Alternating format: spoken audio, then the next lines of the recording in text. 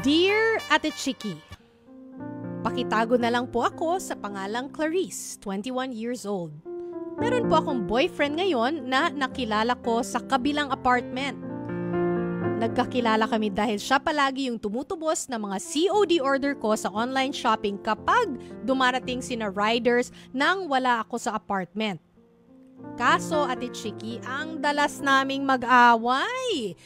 5 months pa lang kami pero nababawasan na yung kilig factor sa akin.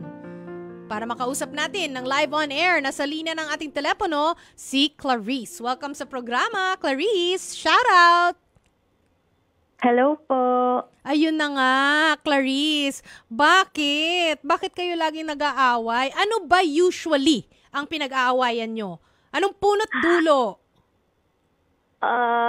Siguro po, siguro sisimulan ko po kasi, po kasi ako, parang 21, tapos siya naman po parang nasa 30s na. So, malaki po yung age gap namin. Parang Gen Z, millennial, ganun. Ayun. So, parang, ayun po. So, parang usually po, parang madami po kaming mga hindi pagkakaunawaan kasi parang iba po kami lagi ng parang perspective sa mga bagay. Parang lagi niyang sinasabi or parang may mga bagay siya na parang sinasabi na parang iba sa parang kami, sa edad namin. Parang yung mga pinag-aawayan po namin na kahit maliliit na bagay parang lumalaki dahil parang iba po yung perspective namin palagi. Okay.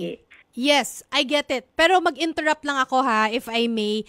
For example, para mas maintindihan ng mga nakikinig sa atin. One concrete example. Na pinag-awayan nyo, na magkaiba ang pananaw ninyong dalawa. Okay po. Siguro po yung mga yung kunwari ay sinasabi niya na parang yung mga kabataan daw o yung mga edad namin, parang ang dami daw naming nalalaman na kunwari parang woke daw kami masyado sa mga perspective po namin.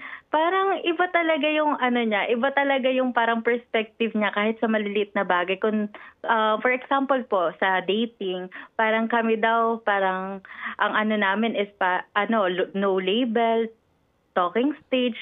Sa panahon daw niya na parang, kunwari ganito, mag boyfriend, girlfriend, tapos, ayun po, yung parang kahit maliliit po na bagay, parang pinagtatalunan po namin kasi dahil dun sa age gap po namin. Okay, mas malinaw na ngayon. Sorry, ilang 5 months ba? 5 months kayong mag-boyfriend, girlfriend, tama ba? 5 months ba o 5 years?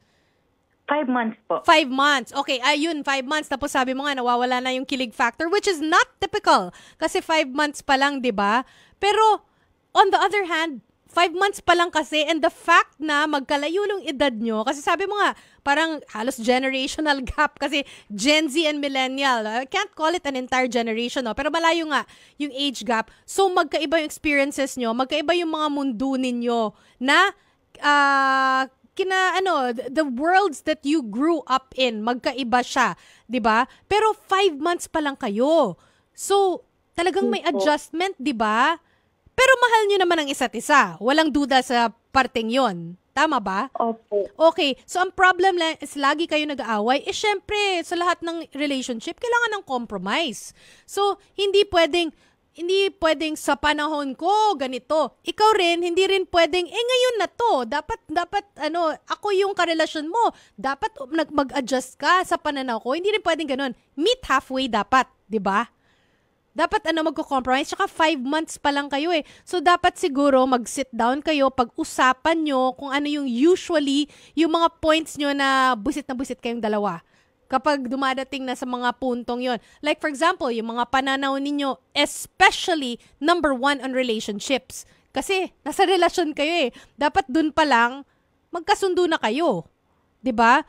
So, tanungin ko lang din ikaw, ano bang problem mo sa labels nga pala? Anong problem ng Gen Z sa labels? Na bakit hindi pwedeng tayo, boyfriend and girlfriend?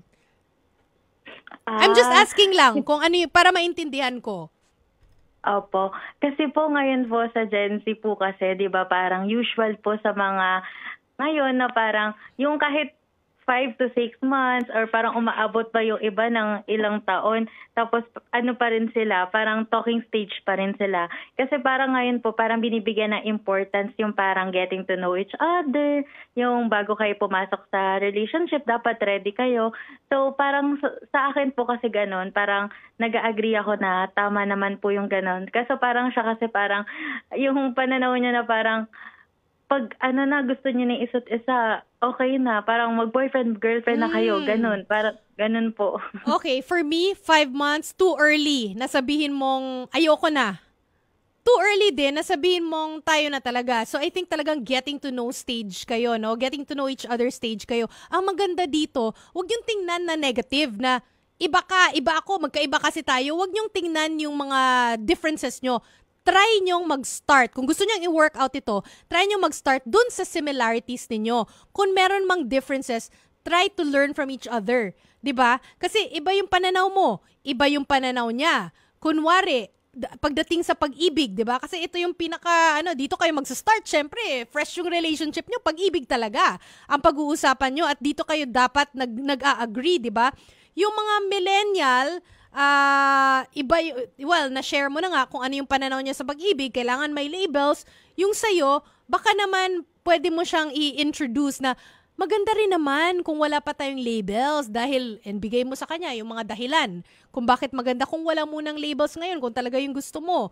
Pero, wag ka rin maging close dun sa possibility, dun sa sasabihin niya sa'yo na, okay, yan yung pananaw mo, maganda kung walang labels, pero hindi rin maganda sa akin kasi baka kung sino-sinong pwedeng lumapit sa'yo, pwedeng lumandi sa'yo, nakaka-disrespect din naman yun sa akin as a guy. Parang ganun, di ba? Di ba? Kasi wala kayong label eh. Di ba? So, kailangan nyo mag-meet halfway, kailangan nyo pag-usapan, sige, pwede tayong walang label or sige, pwede tayong may label pero ganito. Hindi ko alam kung anong kailangan ng kondisyon nyo. For example, sige, pwede tayong walang label pero siguraduhin mong walang makakalandi sa'yo. Or open ka pa rin ba na may lumandi sa'yo? Clarice, depende rin eh. Open ka pa rin ba sa iba? Yun ang tanong. Hindi po.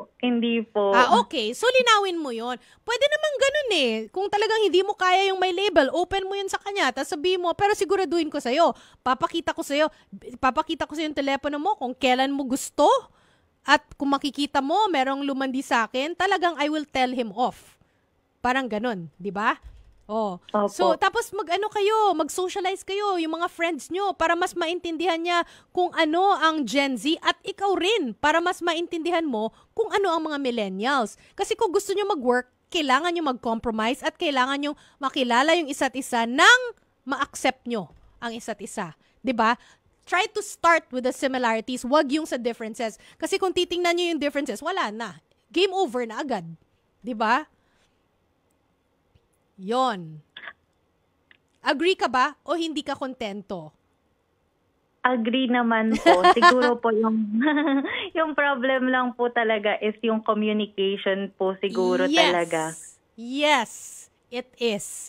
Kailangan ng sit down at kailangan maging open sa nakasanayan mo at siya rin, at ikaw rin, kailangan maging open sa nakasanayan niya. And then, compromise. Katulad nung in-example ko kanina about labels or no labels. Kasi ganito lang naman yun eh. Kung ayaw mo ng label, you have to make sure and you have to agree kung paano mo siya mapapa-feel secure. Gets? Ganong klaseng ganong klaseng compromise. Kasi baka naman pumayag siya, sige walang label, pero secure naman ako dito eh, sa babaeng to eh, di ba? Kailangan ko pagbigyan siya, pagbigyan niya rin ako. Give and take, di ba? Kasi meron ngang generational gap. 'Di ba? Yon. Okay, Clarice. Game na ba? Okay na? Okay ka na doon? Malinaw na po. Try mo ha. Try mo. Start with your similarities. Tapos be open to the other person. Siya rin, ganun sa'yo. Thank you, Clarice.